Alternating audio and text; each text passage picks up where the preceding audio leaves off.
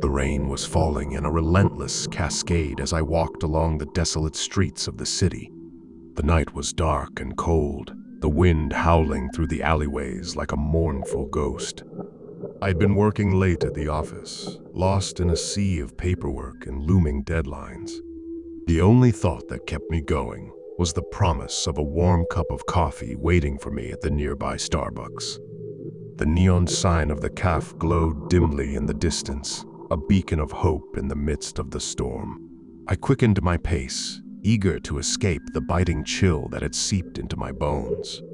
As I stepped inside, a wave of warmth and the rich aroma of coffee enveloped me, momentarily chasing away the shivers. The Starbucks was strangely empty, save for a lone barista behind the counter. His name tag read Ethan. He flashed me a wary smile as I approached the counter, his eyes carrying a hint of something I couldn't quite place.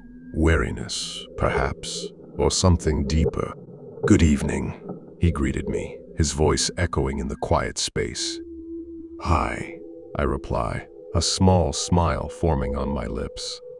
"Could I get a tall caramel macchiato, please?" Ethan nodded and began to prepare my drink with practiced efficiency. The rhythmic hum of the coffee machines and the soft jazz music playing in the background created an oddly soothing atmosphere, given the storm raging outside.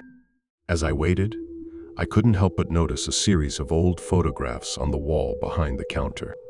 They depicted scenes from a bygone era, patrons enjoying their coffee in the very same Starbucks that I stood in.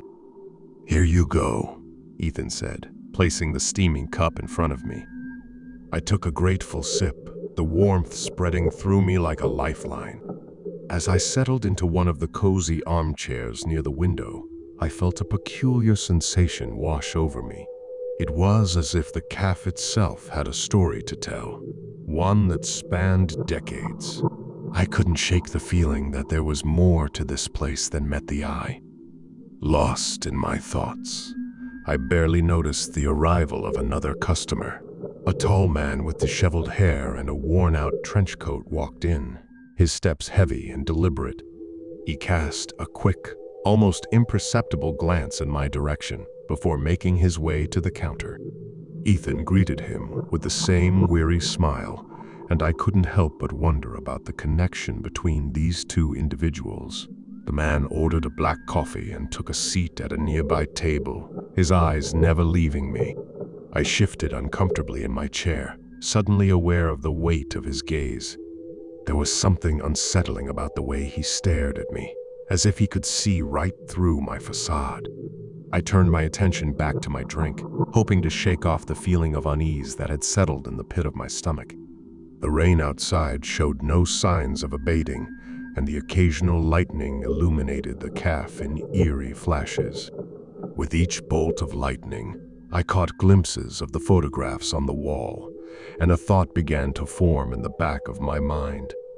The images seemed to depict the same people, their faces frozen in time as they enjoyed their coffee. There was a couple sitting at a table, their fingers intertwined. A group of friends laughed over their cups of espresso. An old man sat alone, lost in thought as he stared out the window. But what struck me was the fact that these people were the same in every photograph, down to the smallest details. The same couple, the same friends, the same old man. My curiosity piqued. I decided to investigate further.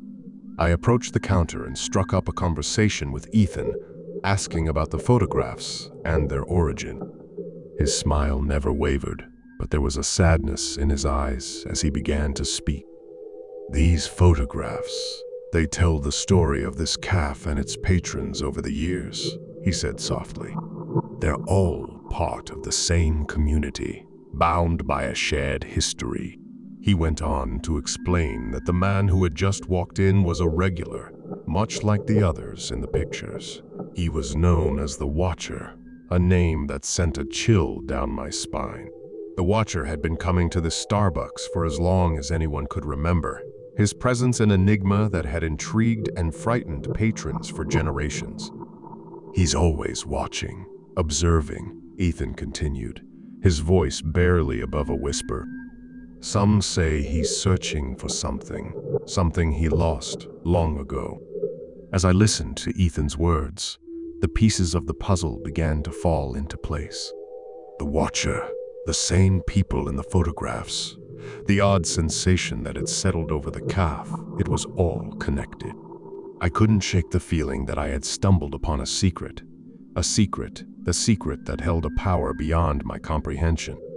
The rain outside intensified, the thunder and lightning now a relentless symphony of chaos. The calf seemed to pulsate with an otherworldly energy, the air thick with tension. The Watcher's gaze bore into me, his eyes penetrating the very depths of my soul. I could feel his presence in every corner of the room, his silent scrutiny unrelenting. I knew then that I had to leave, that I had to escape the suffocating grip of this place. As I stood up, my chair scraped against the floor, the sound echoing in the eerie silence. The Watcher's gaze never wavered, and a sense of urgency gripped me. I reached the door, my heart pounding in my chest, when I heard Ethan's voice behind me. "Be careful," he warned, his eyes full of sorrow. "Not everyone who walks in here leaves the same." I stepped out into the storm, the rain battering against my skin like a torrent of needles. The wind howled in my ears, drowning out all other sound.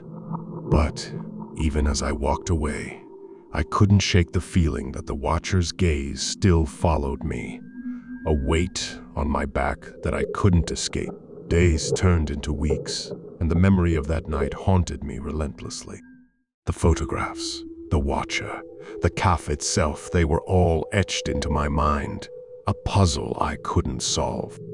I found myself returning to the Starbucks, compelled by a force I couldn't comprehend. But each time I entered, the calf was empty, the atmosphere heavy with a silence that seemed to echo through time. And then, one evening, as I walked by the calf, I noticed a change. The neon sign that had once glowed dimly was now extinguished, its light forever snuffed out. A sense of dread settled over me, a realization that the story of this place had reached its conclusion. I approached the darkened windows, my breath fogging up the glass. The interior was shrouded in darkness, the photographs now mere shadows on the wall. I pressed my hand against the window, a final goodbye to a place that had forever altered the course of my life. As I turned to leave, a figure emerged from the shadows. Ethan, the barista. His weary smile was gone, replaced by a look of resignation. "It's over," he said softly, his voice carrying a weight of sorrow. "The story has come to an end." I nodded, unable to find the words to express the mixture of fear and fascination that still held me in its grip. The Watcher, the calf, the photographs, they were all gone now, lost to the annals of history. But even as I walked away, I couldn't help but glance back one last time. And in the darkness, for the briefest moment, I could swear I saw a flicker of light, the neon sign glowing dimly, as if the calf itself was whispering its final farewell. The rain continued to fall, the storm raging on, and as I walked into the night, I couldn't shake the feeling that the tale of the Starbucks, the Watcher, and the secrets it held would forever remain a part of me, an indelible mark on my soul.